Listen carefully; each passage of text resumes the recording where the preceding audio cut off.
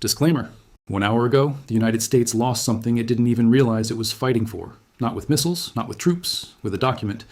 And if you're just now checking your phone, refreshing your portfolio, confirming your flight for next month, stop. Because the rules governing the sky above North America just shifted, and the financial impact has already started moving through the system. Welcome to Economic Records, where global events translate into real-world consequences. Let me tell you what you're not seeing on television right now. You're not noticing the panic spreading through the operations of every major American airline. You're not witnessing the emergency conference call at FedEx, where logistics managers just realized that their entire East Asian network is now burning fuel at a loss. You're not seeing the color drain from the face of a president who suddenly understood that, for the first time in his life, he cannot fight back. Because this morning, Canada did something nobody expected. They didn't shout, they didn't threaten, they didn't hold a press briefing. They simply reached up and shut off the lifeline. Here is the geography that Donald Trump forgot. The Earth is a globe that matters because when you fly from Chicago to Tokyo, you don't go straight, you arc north, fly over the Arctic, fly over Canada. For 70 years, the United States treated that airspace like a family driveway. Park there, idle there, take the shortcut. No charge, no questions, no consequences. It was an assumption, an entitlement, a habit, and habits fade quietly. This morning at 8 a.m. Eastern Time, Transport Canada issued a notice to air missions.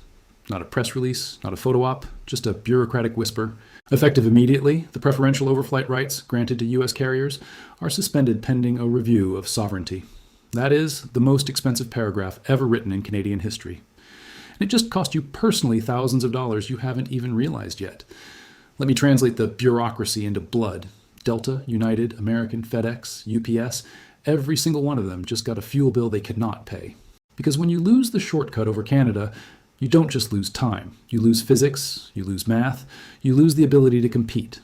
A flight from New York to Tokyo now requires more fuel, more crew, more stops, more ground time, more maintenance, more cancellations. Do you know what happens when a plane has to land in Anchorage to refuel? The crew times out. Federal law forbids pilots from flying beyond a certain number of hours. So that plane sits, that cargo sits, that package sits, your Amazon delivery arrives late, your summer vacation costs double, your stocks and logistics companies start bleeding, and that's just day one. Analysts are now estimating this could cost the U.S. aviation sector $4 billion per week. Not per year, per week. That is not a trade war. That is a siege. Now let's talk about the man who just pulled the lever. Mark Carney is not a politician. He is a central banker. And central bankers do not fight with fists. They fight with leverage. They fight with systems. They fight with the quiet understanding that every contract has a loophole, every agreement has an expiration, and every empire has a dependency. Carney watched Donald Trump for months. He watched the tariffs on steel. He watched the tariffs on aluminum. He watched the tariffs on lumber. He watched the insults at 3 a.m., and he did nothing. He smiled. He nodded. He waited. Because he knew something Trump forgot. The United States is a consumer nation. You consume energy. You consume goods. You consume travel. And the roof over your head, the roof of the entire northern hemisphere, is Canada. You cannot fly to Asia without asking permission. You cannot fly to Europe efficiently without crossing Canadian airspace. You cannot project power globally without the landlord of the North letting you through. Trump thought he was negotiating with the old Canada, the apologetic Canada, the Canada that asks permission. He forgot that central bankers do not apologize. They adjust variables, and the variable just changed. Here's what the White House looks like right now. Silence, not strategic silence, panic, silence. Sources inside the West Wing describe the mood as apocalyptic. Lawyers are pulling out treaties from the 1950s. Diplomats are yelling at the Canadian ambassador. The president is reportedly asking staff, can't we just bomb them? That is not a joke. That is a real question being asked inside the most powerful office on Earth. And the answer is no. You cannot bomb your largest trading partner over airspace fees. You cannot send the military to force open a flight path. You cannot sue Canada in a U.S. court. You are powerless, completely, utterly, visibly powerless, and the world is watching. Now, let me show you the receipts. Receipt 1, Anchorage. Alaska was supposed to be a strategic asset. Right now, it's a parking lot. Cargo jets that once flew smooth arcs over the Yukon are now funneled into narrow corridors. Air traffic controllers report gridlock. Fuel trucks are running dry. Planes sit on tarmacs burning money. Receipt 2, the Asian market, Korean Air, Japan Airlines, China Eastern. They are still flying over Canada. They are still paying the normal rates. They are still taking efficient routes. That means a Korean airline can now move cargo from Shanghai to New York faster and cheaper than FedEx. Carney just handed American market share to foreign competitors. And there is nothing anyone can do about it. Receipt 3, the diplomatic cables. We have reports just minutes old of a phone call between the U.S. Secretary of State and the Canadian Foreign Minister. The U.S. side was shouting. The Canadian side was described as polite but firm. They cited the environmental impact of aviation. They cited the need to review carbon pricing. They used the language of bureaucracy to execute a precise geopolitical strike. They aren't saying they hate Trump.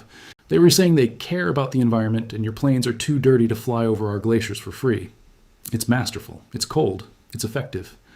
And this is where we have to talk about the man in the Oval Office. Donald Trump built his entire strategy on one assumption: that allies are weak, that they will fold, that they need America more than America needs them. He forgot that need flows both ways. The United States needs Canadian airspace. The United States needs Canadian energy. The United States needs Canadian water. The United States needs Canadian electricity. The United States needs Canadian oil. Trump spent 2 years threatening to shut down the border. He never considered what would happen if Canada shut down the resources. And now he is learning. Let me bring this down to your level. You might be thinking, I don't fly to Tokyo. I don't own airline stocks. Why do I care? You care because this is about to hit everything you buy. When FedEx burns more fuel, you pay the surcharge. When Delta cancels flights, the supply of seats drops and your summer vacation costs double. When supply chains slow because parts from Asia take an extra day to arrive, factories slow, shifts get cut, jobs get shaky, this is the invisible tax of incompetence. Donald Trump's incompetence is now a line item in your monthly budget. And the tragedy is, it didn't have to be this way. Canada didn't want this fight. Mark Carney wanted trade. He wanted flow. He wanted prosperity. He went to Washington. He offered reasonable terms on softwood lumber. He offered a pathway to modernize the border. And what did he get? Insults, threats, a president who stood on a stage in Ohio telling his voters that Canada was ripping us off. So Carney did what central bankers do. He adjusted the variables. He moved the pieces quietly, deliberately, like a chess master who knows the board better than anyone else in the room. And now the consequences are cascading faster than anyone anticipated. Let me show you what happens next. Scenario 1, the cave. Trump hates this. It strikes at his ego, but the CEOs of the airlines are donors. They are influential. They are calling right now saying, Mr. President, we are bleeding to death. Fix this. If Trump caves, he drops the tariffs. He apologizes, publicly or privately. He admits that Mark Carney outmaneuvered him. That would be the rational move. But we know rationality isn't Trump's strong suit. Scenario 2, escalation. Trump doubles down. He bans Canadian Airlines from landing in the U.S. total chaos. Families cannot visit each other. Business travel grinds to a halt. The North American continent severs in parts. And guess who suffers more? The U.S. has 340 million people. Canada has 40 million. The Americans have more to lose. More companies reliant on cross-border trade. More supply chains that depend on Canadian inputs. If Trump chooses escalation, he triggers a recession. Not next year, next month, next week. Scenario 3, the secret deal. Trump sends a proxy. Elon Musk, a family member, someone who can fly to Ottawa quietly. They plead for reprieve. They cut a shadow deal so Trump can claim victory in public while surrendering everything in private. This is the most likely outcome. Trump will announce a tremendous new agreement, a deal that sounds historic on stage, while in reality he signed whatever Carney wrote on a napkin. But no matter which scenario unfolds, the damage is done. The illusion is shattered. The world now sees that the United States is vulnerable, that even a friendly neighbor can say no to Donald Trump and survive. Mark Carney just handed the rest of the world a blueprint. Europe is watching. China is watching. Mexico is watching. They are realizing that the America First bully has a glass jaw, and Canada just punched it. Picture this. Right now, at O'Hare, at JFK, at LAX, families are sleeping on the floors. Flight boards glow red with cancellations, confusion, anger, chaos. Meanwhile, inside the White House, the same confusion, the same panic, the same man at the center of it all. You voted for America First. Did you expect that meant America grounded? You voted for a strong man. Did you think that meant a man too weak to keep the flight paths open? This is the reality of populist isolationism. It sounds great in a speech. It looks catchy on a bumper sticker, but when it collides with the complex machinery of the global economy, it breaks everything. And right now it has broken your ability to travel, your ability to afford basic goods, your ability to trust that the system even works. Trump wanted walls. Canada just helped him. They built a wall of air, a wall of fees, a wall of sovereignty. And now that the wall stands, Trump is realizing something crucial. Walls trap you inside as much as they keep others out. America is trapped. Trapped in a conflict that wasn't necessary, started by a president who doesn't read the briefings, finished by a prime minister who read every single line of the contract. This isn't a revolution. This is a foreclosure. Canada is foreclosing on American entitlement, and the foreclosure sale starts now. As the day progresses, you will hear the spin machine. Fox News will blame Trudeau, even though he's long gone. They will blame woke Canadian policies. They will blame the Green New Deal. They will tell you, this is an attack on freedom. Don't buy it. This isn't about freedom. This is about contracts. This is about business. This is about the fact that you cannot treat your largest trading partner like an enemy and expect them to treat you like a friend. The bill has come due.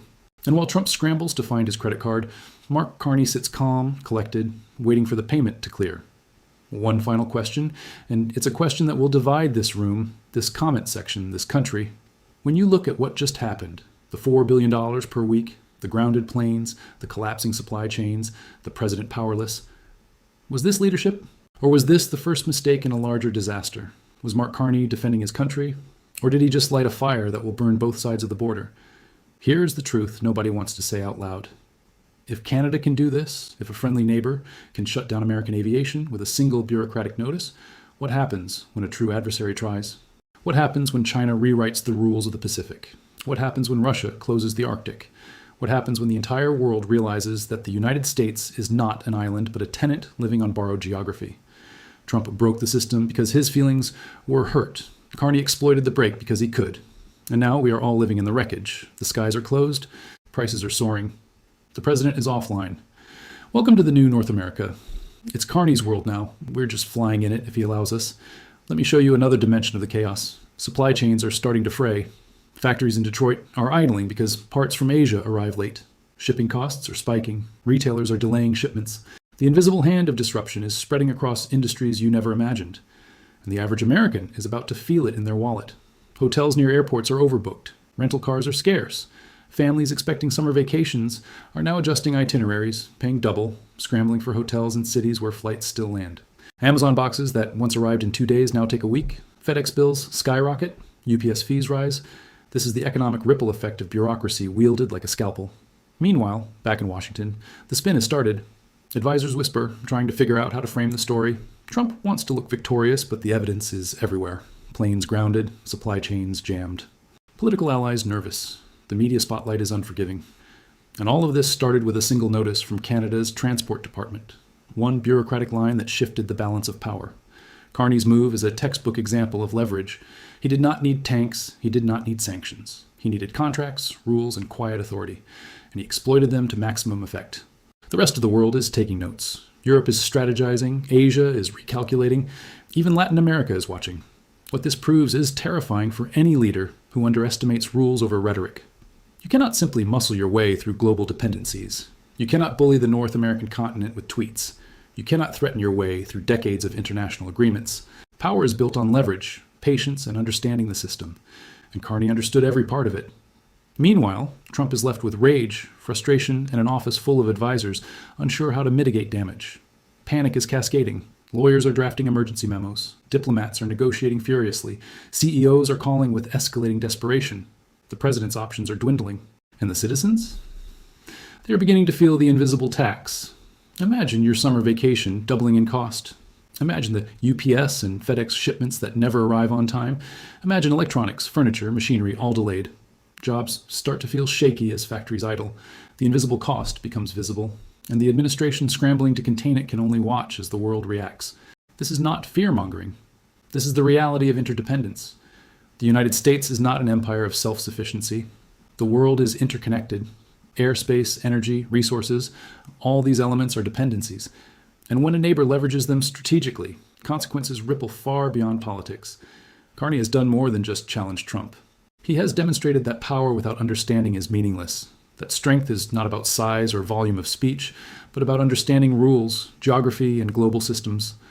And Trump? He learned the hard way that assumptions are expensive, habits die quietly, and entitlement has limits.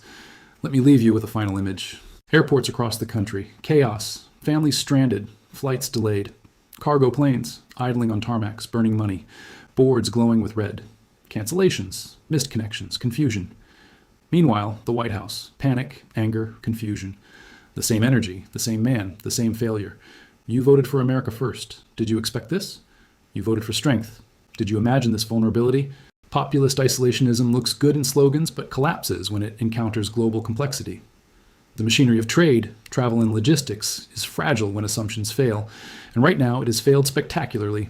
Canada did not need to fight. Mark Carney did not need confrontation. He wanted flow, he wanted stability, he wanted prosperity. Trump's hubris turned a manageable negotiation into a spectacle of American vulnerability, and the rest of the world is watching. Every move, every misstep, every domino falling in real time. We are now living in the reality of Carney's leverage. The skies are no longer free, the costs are rising, and the illusion of unilateral power is gone. Welcome to a new era, a lesson in dependence, leverage, and the fragility of assumptions. If this story resonates with you, if this reality shocks or enlightens, your support defines this channel. Smash the like button, subscribe to Economic Records, hit the bell to follow every analysis as events unfold. The world is changing, and the lessons are already here. The power has shifted quietly, decisively, and it is not coming back. Thanks for watching.